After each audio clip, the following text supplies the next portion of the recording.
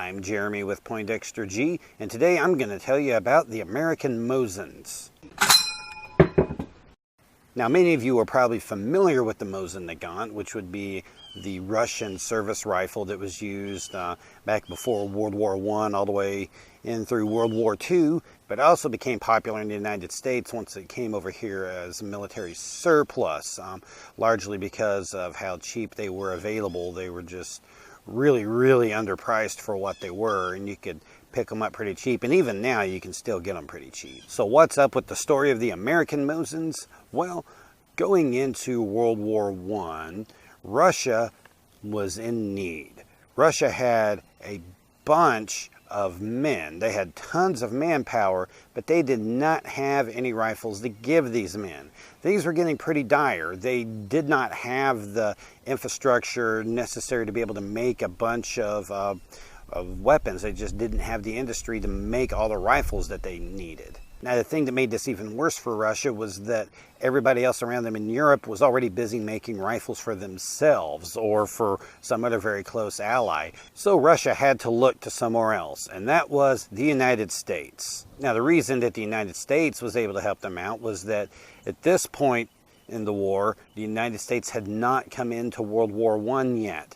And they were able to find a couple of companies that could make Mosins for them over here. And they thought that this was going to be a great way for them to get more rifles. One of the two companies that was making those rifles was Remington. We've seen Remington do other military contracts, so it's not surprising to see them do some for Russia. The other one is a name that you don't really associate with firearms, and that was Westinghouse.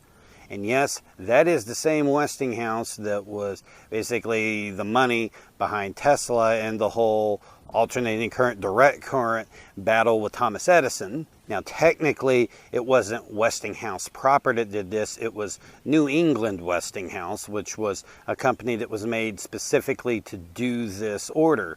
Now, you're probably wondering, how could a company like Westinghouse, which was mainly doing in electronics, how are they able to do a military contract?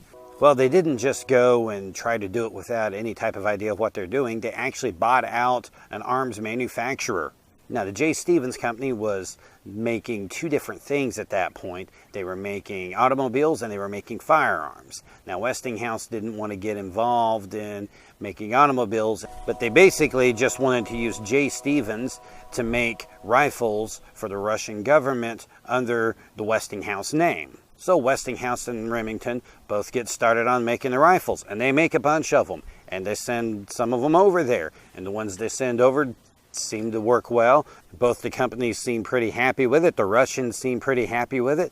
Everything is going well. Something, has to happen here to make this story interesting, and that thing that happens is revolution. So the February Revolution, which was in March of 1917, what?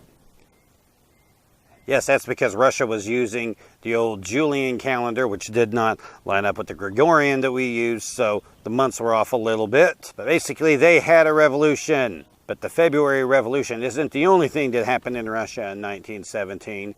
There was something else that happened in October, or actually November for us, but October for them, and that was revolution! Yes, it's another revolution. Not the old people coming back and revolting, but a whole nother group of new people. The previous one overthrew the Tsar. This one overthrew the government that was trying to take place at the Tsar. These were the communists. This was basically the start of the Soviet Union as we know it. If you're familiar with the movie The Hunt for Red October, you know that Red October was the name of the submarine in that movie. Red October is named after the October Revolution, red being that it was communist.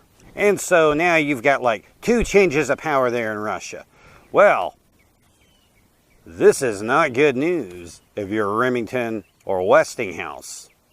Because basically, the new peeps, they don't got no money to pay it. They don't feel like paying you. They're like, we're getting out of this war. That's right, they just up and got out of World War I, just left.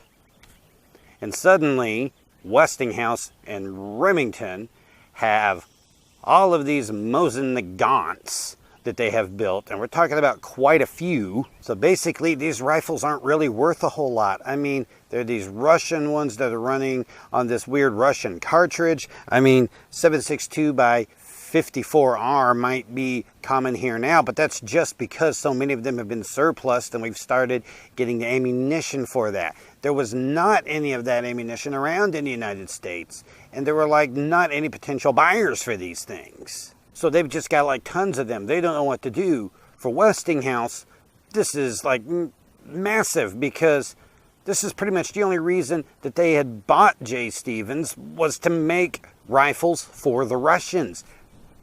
And now they've made the rifles and the Russians don't want them. So what ends up happening? Well, the government steps in. That's right, they get saved by good old Uncle Sam, who decides, we'll buy these and we'll do something with them. Now we're gonna buy them off you cheap. And those Mosins did get used after the war.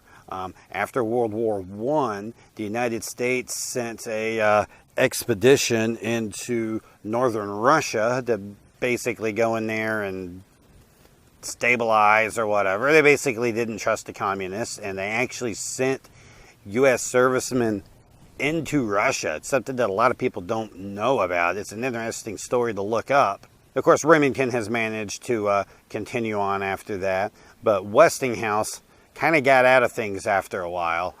They were making BARs for the American government for a while, but they were just really having trouble, and eventually Westinghouse just sold off the whole New England Westinghouse company to Savage Arms, who were able to make use of it. So it's just a really fascinating story that we've got a company like Westinghouse making Mosin Nagants for Russia during World War I.